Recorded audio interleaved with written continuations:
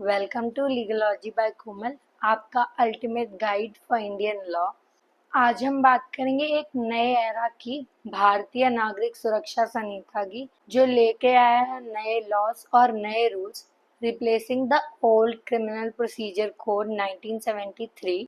इस सीरीज में हम समझेंगे इस नए सिस्टम के चेंजेस को और इम्पैक्ट्स को और डिस्कस करेंगे सभी मेन प्रोविजंस जो इसमें गिवन हैं। तो चलिए डीप डाइव करते हैं इस इंडियन लीगल सिस्टम के नए फेस को समझने के लिए, सिर्फ यहीं लीगलॉजी बाय कोमल पर।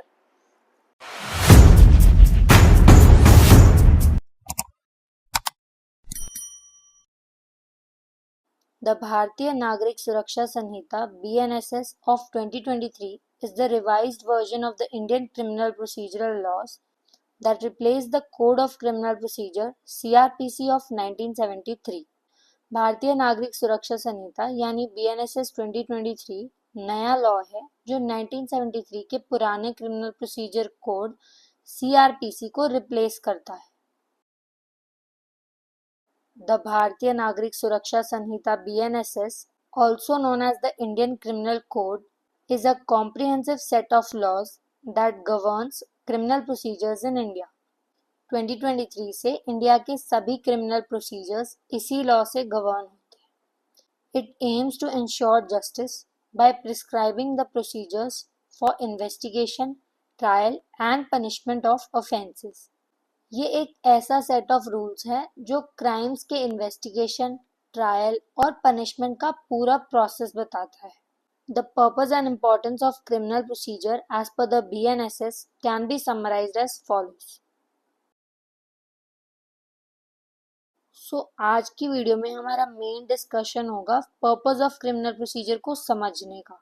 The purpose of criminal procedure as per the BNSS can be understood as ensuring fair, efficient and orderly administration of criminal justice while balancing the rights of the accused, the victim and the society.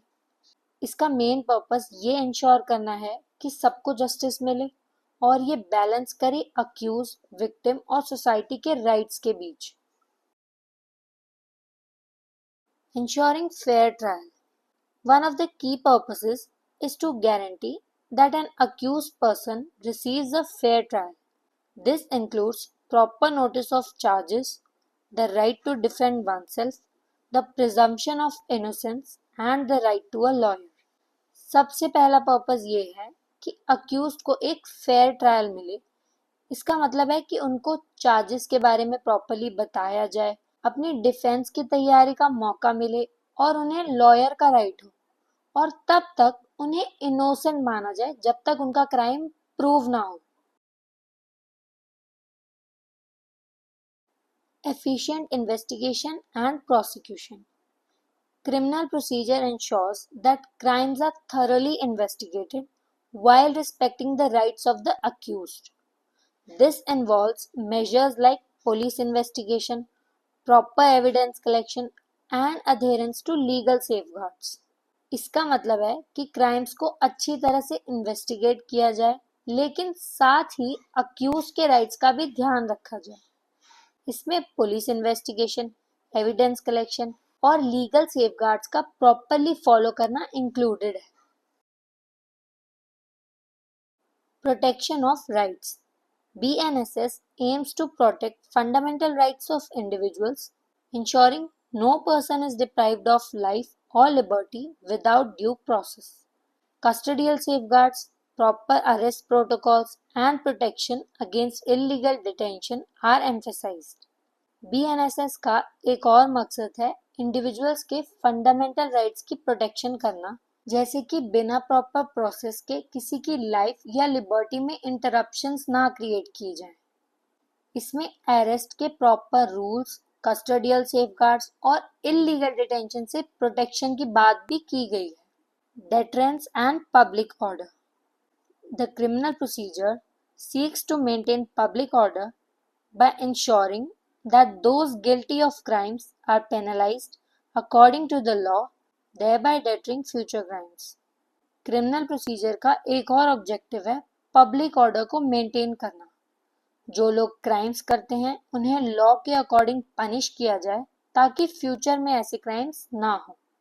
और हाँ guys, notes के PDF के लिए आप मेरे Telegram channel को join कर सकते हो और इंस्टाग्राम पर भी सपोर्ट कर सकते हो। Moving further is restorative justice. BNSS also focuses on compensating and rehabilitating victims of crime. Victims' rights and compensation mechanisms have been streamlined to offer them relief during and after the trial process. इसका मतलब है victims को compensate और rehabilitate करना। BNSS में victims के rights और compensation के प्रोसेस को स्ट्रीमलाइन किया गया है ताकि उन्हें ट्रायल के दौरान और बाद में रिलीफ मिल सके। Balancing state and individual interest. The procedure aims to strike a balance between the state's responsibility to maintain law and order and the individual rights of citizens.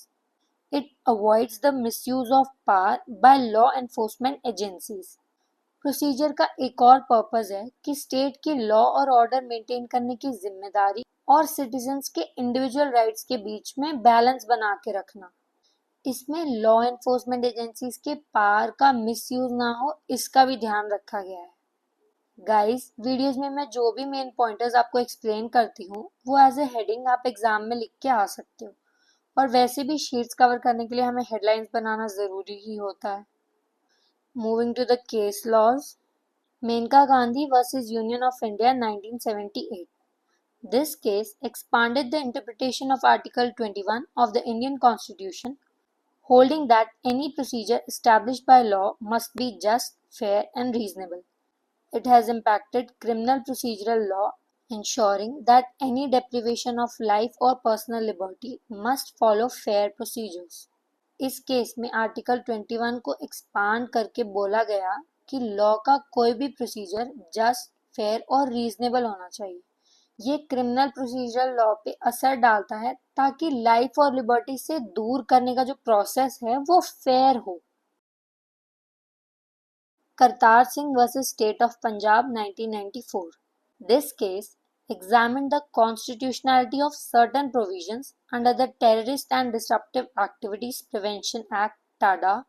It highlighted the need for criminal procedural laws to maintain a balance between safeguarding national security and upholding individual rights.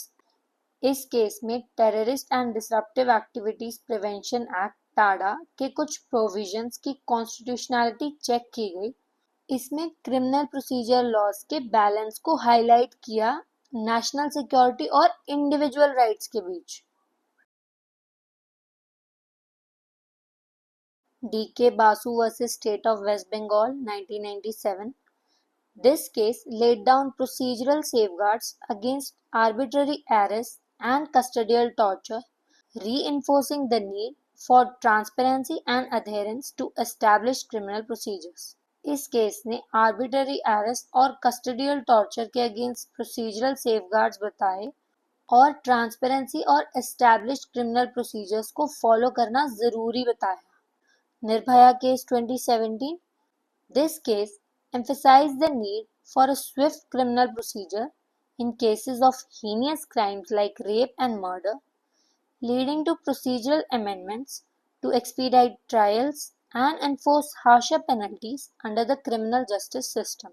इस case ने heinous crimes जैसे rape और murder के cases में Swift criminal procedure की ज़रूरत को emphasise किया और जस्टिस सिस्टम में प्रोसीजरल अमेंडमेंट्स और स्ट्रिक्टर पेनल्टीज लाई गई।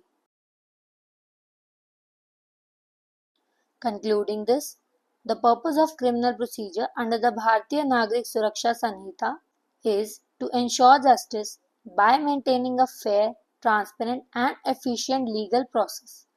BNSS 2023 का मेन पर्पस ये इंश्योर करना है कि लीगल प्रोसेस फेयर, ट्रांसपेरेंट और एफिशिएंट हो। The BNSS builds upon established principles in Indian criminal law and jurisprudence, enhancing the rights of victims and the accused while preserving public order. ये पुराने Indian criminal laws और principal पे based है, लेकिन victims और accused के rights को और स्ट्रेंथन करता है और पब्लिक ऑर्डर को मेंटेन रखता है। Leading cases in Indian legal history have continuously shaped the evolution of criminal procedure, reinforcing the constitutional protections and defining the justice delivery system. India के लीगल हिस्ट्री में leading cases ने continuously criminal procedure को shape किया है, जिससे justice delivery system और भी refined और बेटर हुआ है. Thus, we come to an end. आज की वीडियो के लिए इतना ही. मिलते हैं नेक्स्ट वीडियो में. Do not forget to like, comment and share this video with your friends. Do subscribe Legalogy by Komal.